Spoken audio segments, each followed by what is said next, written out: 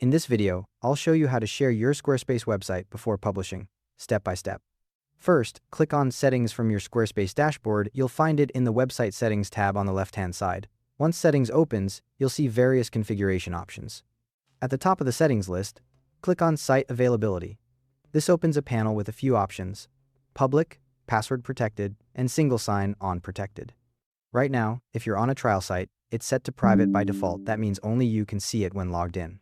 To share your site with others, select Password Protected from the drop-down menu. When you do that, a password field will appear below. This is where you'll enter the password that visitors will use to view your site.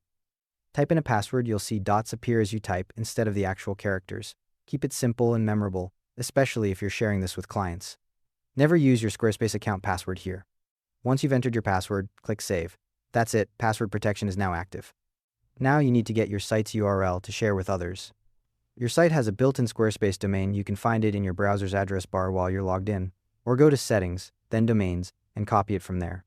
It'll have squarespace.com at the end. When you share that URL, make sure it doesn't have /config at the end. If it does, people will see a login screen instead of your site.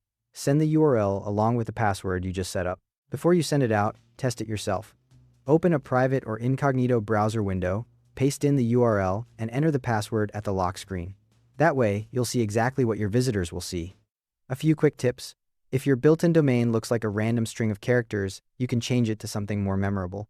Just go to Settings, then Domains. Click the arrow next to your built-in domain and edit the first part.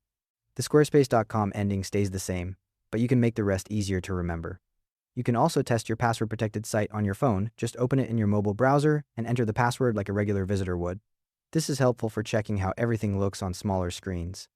One last thing, password-protected trial sites are automatically hidden from search engines, so you don't have to worry about your work in progress showing up in Google results.